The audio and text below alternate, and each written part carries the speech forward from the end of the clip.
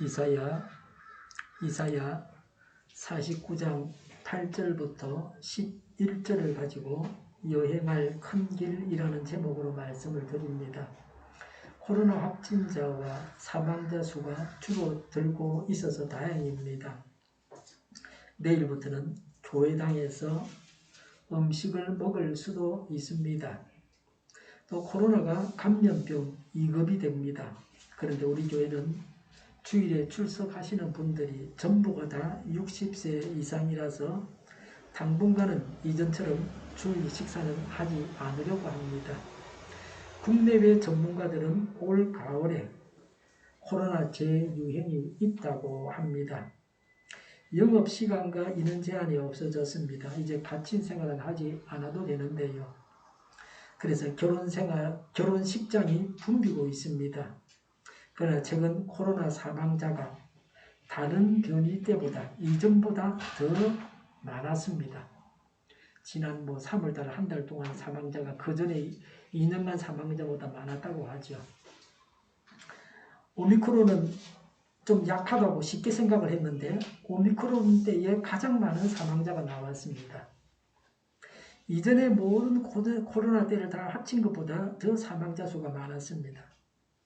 지난 2, 3월 전체 사망자 수를 보면 이전보다 훨씬 많았습니다. 전체 사망자 수입니다. 각 달에 사망하는 또 작년 2월달, 3월달에 사망한 숫자하고 비교해 볼 때 올해 많았습니다. 훨씬 많아서 이전보다. 코로나에 걸렸다가 격리 해제된 다음에 사망하면 코로나 사망자로 잡히지 않습니다. 그래서 최근 코로나 사망자는 공식 통계의 몇 배가 된다고 봐야 합니다. 지금도 많은데 통계도 많은데 실제 사망자 수는 더 많다는 몇 배가 된다는 겁니다.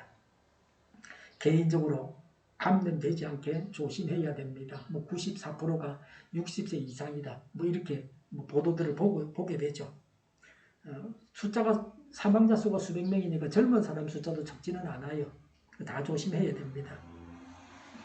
지금도 그러하고 이전에도 실외에서 2m 이상 떨어지면 마스크를 하지 않아도 됩니다. 한적한 길에서는 사람을 피해서 2m만 떨어질 수 있으면 마스크를 하지 않아도 된다. 저 같으면 영선도까지 걸어가면서 마스크를 목에다 걸고 이렇게 입에 하지 않고 늘어뜨리고 이 마스크 거리가 있지 않습니까? 그렇게 다니고 사람 있으면 마스크 쓰고 그렇죠. 그러나 이제 곧 실외에서는 2m 내에 사람이 있어도 마스크를 쓰지 않아도 된다는 지침이 나올 겁니다. 지침이 나오는 대로 따르면 됩니다. 그 대신에 침방울을 튀고 남의 침이 내 입에 닿거나 또 내 침이 남의 입에 닿는 것은 위험한 일입니다. 저 같으면 코를 늘 자주 푸는데 세면기에서 말이죠. 특히 식사 후에 풀고 나서 꼭 손을 비누로 씻죠. 왜냐하면 코에 바이러스가 있을 수 있으니까. 코로나 바이러스도 그렇고 감기 바이러스도 그렇고 여러 가지가 있을 수 있습니다. 손에 손에 바이러스가 묻어 있는 채로 이것저것 만지면 전부 다른 사람에게 감염시키는 겁니다. 자가 방역 3가지 원칙을 제가 신문에서 봤습니다. 그걸 말씀드립니다. 첫째가 아프면 쉬어야 됩니다. 코로나 확진 후에 열흘은 모임에 나가지 말아야 됩니다. 독감에 걸려서 열이 내린 다음에 하루 동안은 출근하지 말아야 됩니다. 두 번째, 고령자와 산다면 밀폐, 완전히 창문을 다 닫아서 바람이 안 통한다. 또 밀접했다, 가까이 사람이 있다. 그렇게 가까이서 만난다. 밀접했다, 빈틈없이 빽빽하게 모였다. 그럴 경우라면 KF80 이상의 마스크를 착용해야 됩니다. 제가 KF94 마스크를 사려고 그러는 이유 중에 하나는 그 코로나가 끝나도 미세먼지를 막 잡기 위해서는 KF94를 써야 되거든요. 그건 우리나라에서는 필수적입니다. 둘째, 고령자와 셋째, 하루 10분 이상 환기해야 됩니다. 하루 3번 10분 이상 환기해야 된다. 10분 이상 환기를 3번은 해야 된다. 환기할 때는 양쪽의 창문을 다 열어야 됩니다. 어떤 사람은 한쪽만 열다. 그럼 환기가 안 됩니다. 공기가 통해야 되죠. 환기가 힘들면 공기청정기를 가동해야 됩니다. 공기청정기를 돌리면 바이러스가 3분의 1로 줄어듭니다. 다 걸러내주죠. 일반적인 공기청정기가. 자주 만지는 물건은 하루에 한 번 소독해야 합니다. 손잡이, 문에 있는 손잡이 같은 그런 것들은 소독을 해줘야 됩니다. 그리고 코로나 때 사용하던 가림막은 그대로 두는 것이 좋습니다. 비말이, 침방울이 1m, 2m는 날아갑니다. 기침하거나 재채기하면 아마 10m까지도 날아갈 겁니다. 음식을 나르는 사람들이 덴탈 마스크를 하는 것은 참 좋습니다.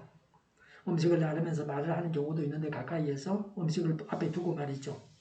덴탈 마스크를 하고 있으면 침이 튀지 않기 때문에 좋습니다. 음식 앞에서 말을 하지 말라는 어른들의 말도 있지 않습니까? 침이 흐르고 그 튀게 돼 있죠.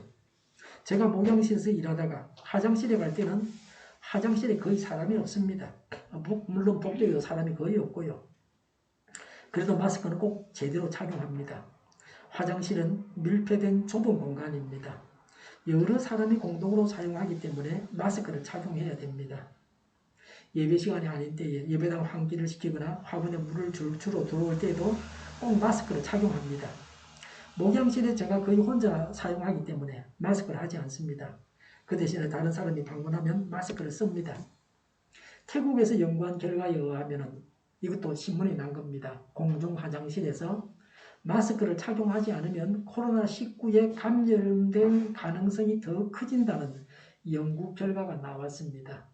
마스크를 쓰지 않은 감염자가 화장실을 사용하고 난 다음에 역시 마스크를 쓰지 않은 비감염자가 화장실을 사용했을 때 코로나19에 감염될 확률은 10%입니다.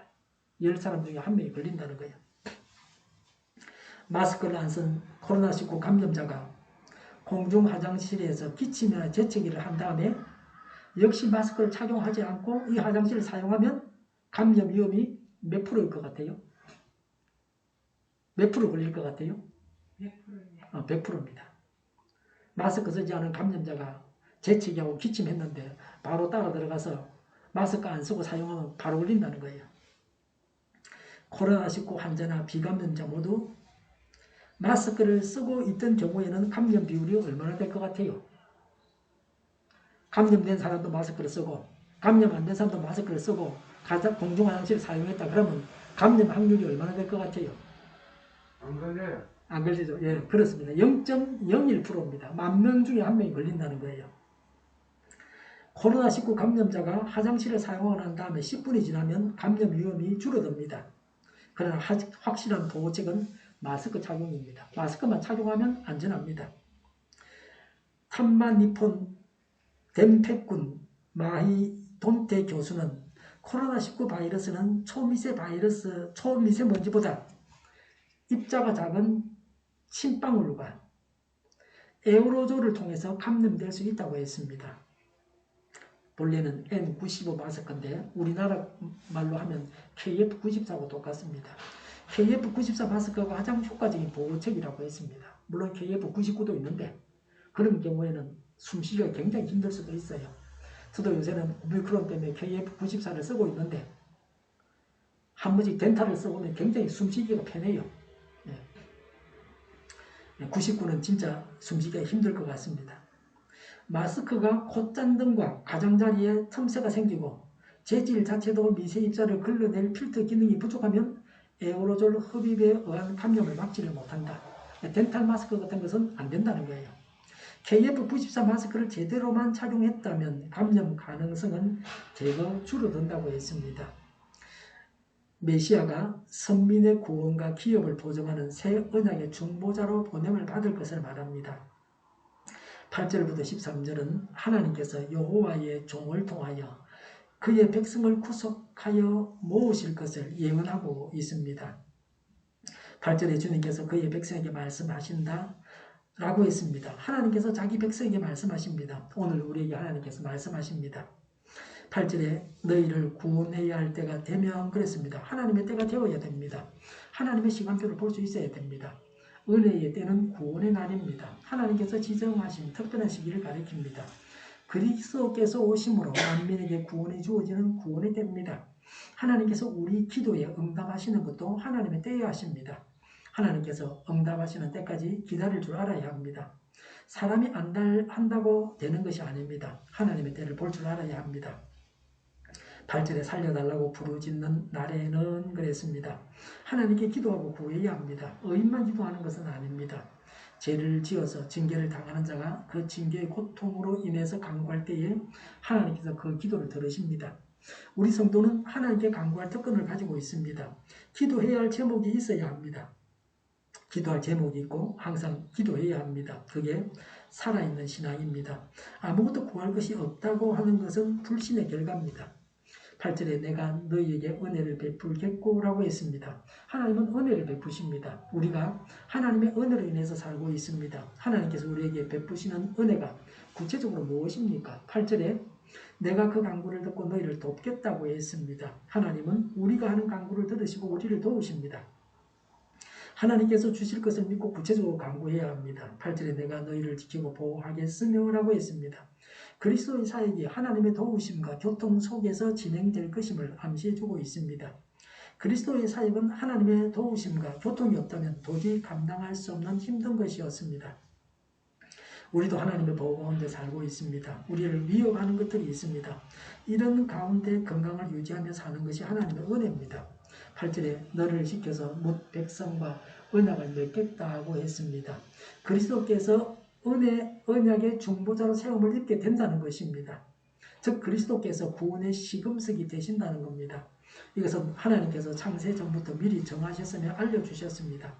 그리스도께서 언약의 중보자로 예언된 것은 아담, 노아, 아브라함, 모세, 다윗과의 언약에서 나타납니다. 이 사람들은 다 그림자였습니다. 아담, 노아, 아브라함, 모세, 다윗이 다 그림자입니다. 그리스도께서 오셔서 뚜렷이 보여지게 되었습니다.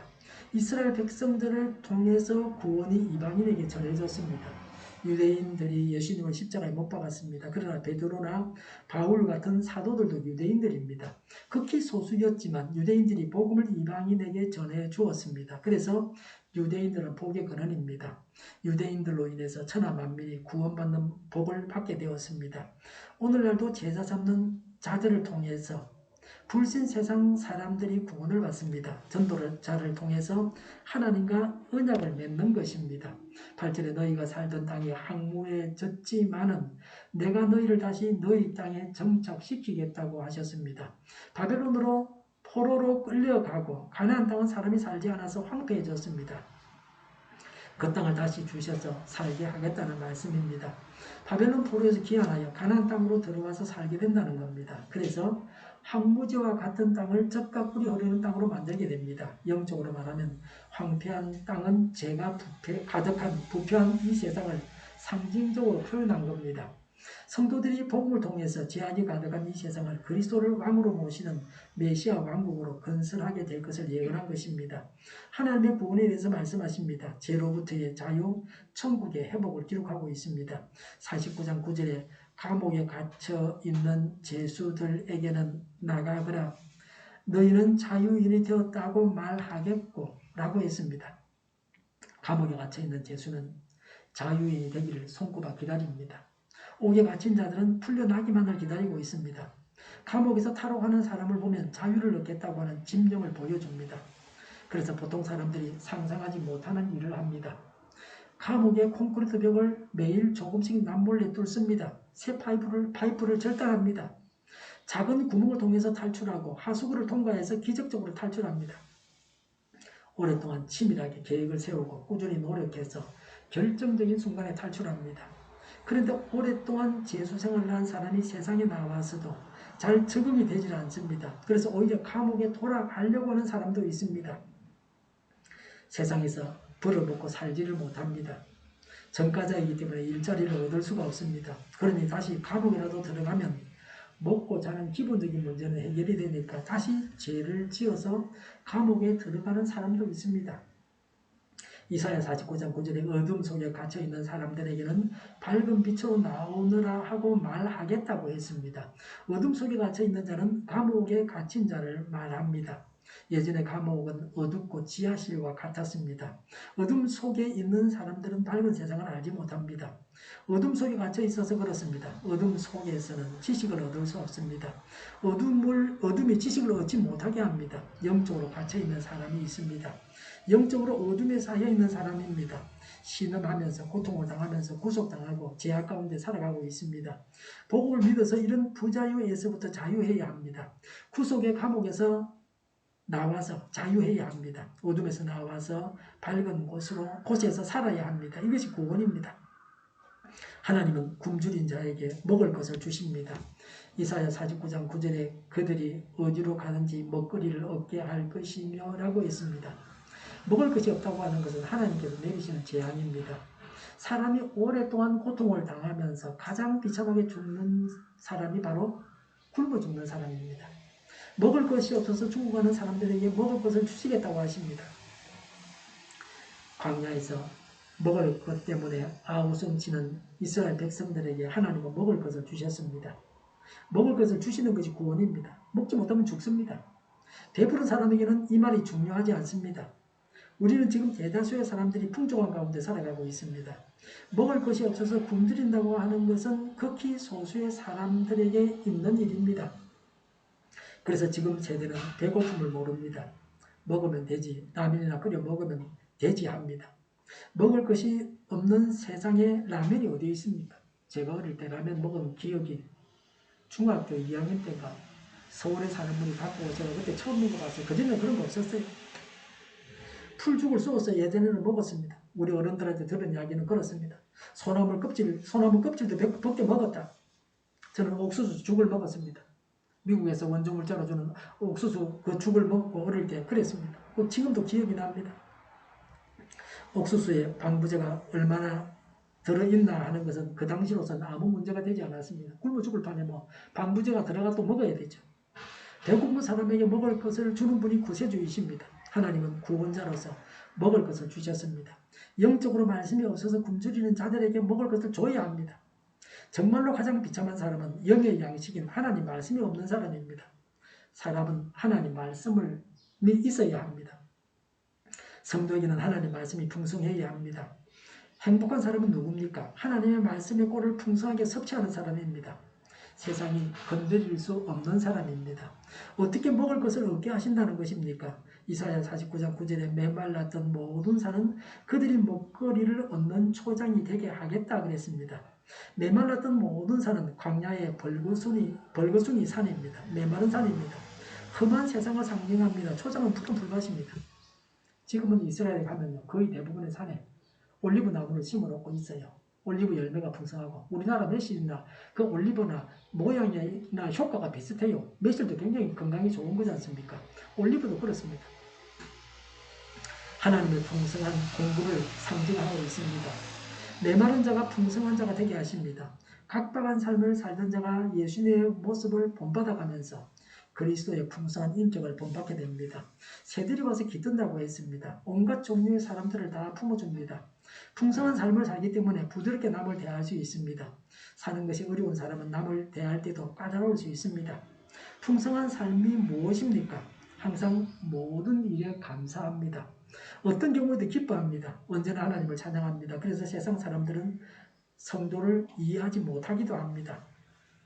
이 모든 일들이 어떻게 해서 주어집니까? 어떻게 해서 구원을 받았습니까? 그리스도께서 십자가에서 달려 죽으심으로 되어졌습니다. 예수께서 우리를 대속하기 위해 죽으셨으므로 구원받고 회복되었습니다. 예수님께서 우리를 대신해서 죄값을 지불하셨으므로 우리가 구원을 받았습니다. 하나님께서 성도들에게 어떻게 하십니까? 믿는 자가 받는 복에 대해서 말씀합니다. 이 세상에서 믿는 자가 받을 복이 무엇인지를 말씀하고 있습니다. 이사야 49장 10절에 그들은 배 고프거나 목마르지 않으며 라고 했습니다. 메시아 하나님의 인도를 받아서 사막과 같은 세상을 살아가는 하나님의 백성들에게 영육간에 먹을 것과 마실 것을 풍족하게 공급해 주신다고 하는 말씀입니다. 먹을 것도 있어야 되고 마실 것도 있어야 됩니다. 식사기도는 육신을 먹이시는 것에 대한 감사기도입니다. 먹이시고 마시게 하는 하나님께 감사해야 합니다. 마실 물이 있다고 하는 데 대해서 감사해야 합니다. 앞으로 물값은 더 비싸질 겁니다. 휘발유보다 더 비싼 물도 지금도 있습니다. 물이 없는 나라 사람들이 얼마나 고통을 당하며 삽니까? 지금도 물동이를 들고 물을 떨어 다니는 아프리카 사람들 이런 걸 보게 됩니다. 샘에서 물을 마음대로 길어올 수 있는 것이 아니라 어렵게 물을 구합니다. 그것도 깨끗한 물도 아니고요. 우리가 상상할 수 없는 방법으로 물을 구해옵니다. 물 한 바가지를 가지고 모욕을 하기도 합니다. 뭐 감옥 갔다 온 사람들은 그렇게 하기도 하죠. 감옥에서 물 한 바가지 가지고 모욕했다. 옛날에 제가 들은 이야기입니다. 요새는 어떤지 모르겠는데요. 말씀을 대할 때마다 심령을 먹이시는 하나님께 감사해야 합니다. 말씀을 풍성하게 섭취한 사람은 성령 충만한 삶을 삽니다. 언제나 하나님의 뜻을 알고 그 말씀을 따라서 살아갑니다. 길이요 진리신 예수님을 따라서 삽니다. 영적인 갈증을 채우면서 만족하며 살게 하십니다. 예수님은 영생하게 하는 샘물이라고 하셨습니다. 예수님을 믿어서 영생을 얻고 만족합니다. 10절에 무더위나 햇볕도 그들을 해치지 못할 것이니라고 했습니다. 출이집트 하는 이스라엘 백성들을 낮에는 구름 기둥으로 가려서 시원하게 해주셨습니다. 낮에 더위로부터 보호해 주셨습니다. 시편 121편 6절과 계시록 7장 16절을 연상하게 하는 말씀입니다. 시편 121편 6절에 낮의 햇빛도 너를 해치지 못하며 밤의 달빛도 너를 해치지 못할 것이다. 계시록 7장 16절에 그들은 다시 줄이지 않고 목마르지도 않고 해나 그 밖에 어떤 열도 그들 위에 괴롭게 내려 쪼지 않을 것이다 라고 했습니다. 제가 한 보름 전에 약국에 가면서 처방전을 들고 가면서 반팔 옷을 입고 갔더니 거기 있는 사람들이 전부 긴 옷을 입고 저를 쳐다보는 거예요. 안 춥느냐고. 근데 차 안에 해가 내리쬐니까 얼마나 더운지 몰라요. 햇빛이 따뜻하게 해주기도 하지만 또 몸을 덥게 하기도 하잖아요. 하나님께서 뜨거운 햇빛을 막아주시고 또 그 어두울 때는 밝게 해주시고 뭐 이렇게 해가 내리쬐면 그림자로 막아주시고 말이죠. 그리스도의 인도를 받는 성도들을 완전히 보호해 주겠다고 하십니다. 우리를 해치는 것이 얼마나 많이 있습니까? 음식점에 가면요. 재사용하는 음식이 다시 나오기도 합니다.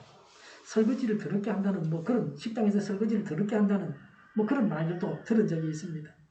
조류독감, 구제역 등 가축 전염병이 발병했습니다. 코로나로 전 세계 사람들이 한 2년 넘게 갇혀 살았습니다.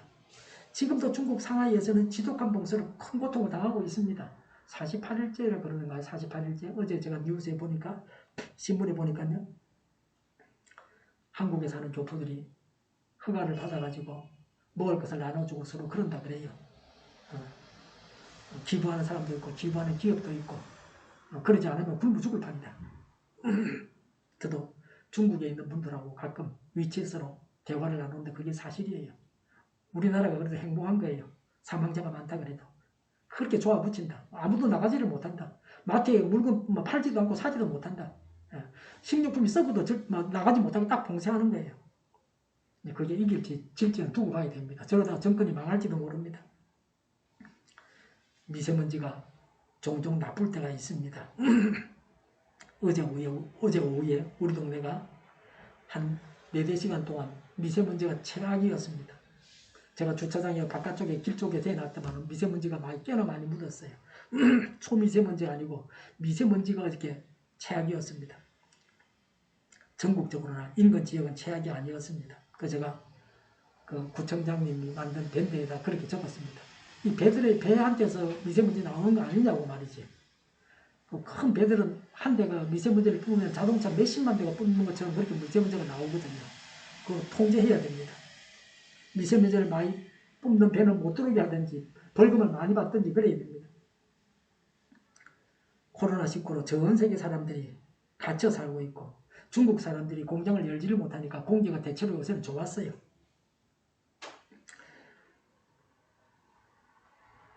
일어나면 모든 미세먼지는 오늘 미세먼지는 얼마나 많은지를 봐야만 살 수 있는 세상입니다.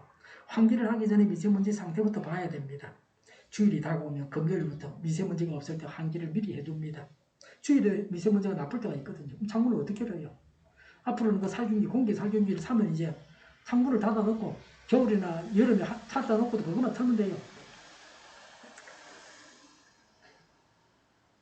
처음에는 구청에서 안 된다 그랬는데 제가 잘 한번 상의해보라고 그랬더만 다시 연락이 와서 된다고.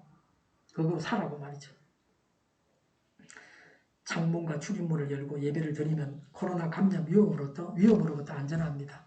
하나님께서 보호해 주셔서 우리가 살아가고 있습니다. 10절에 이것은 긍휼히 여기시는 분께서 그들을 이끄시기 때문이며 샘이 솟는 곳으로 그들을 인도하기 때문이다라고 했습니다. 긍휼히 여기시는 분은 메시아 예수 그리스도를 말합니다. 샘 솟는 곳으로 인도한다는 것은 메시아의 목자장 사역을 암시합니다.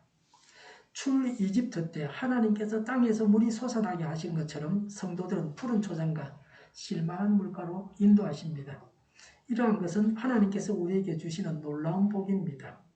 세상이 주는 물질적인 풍요와 기계 문명의 편함과는 비교할 수 없는 것입니다. 하나님의 백성들이 사막과 같은 험한 세상을 살아가지만 메시아께서 앞서 인도하십니다.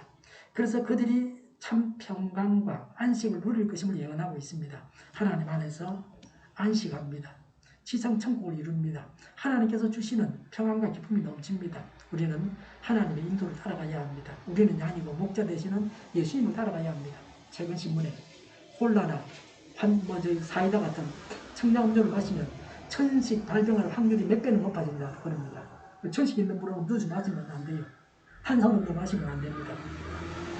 이사야 49장 11절에 내가 산에서 산으로 이어지는 큰 길을 만들고 내 백성이 자유스럽게 여행할 큰 길을 닫겠다 했습니다.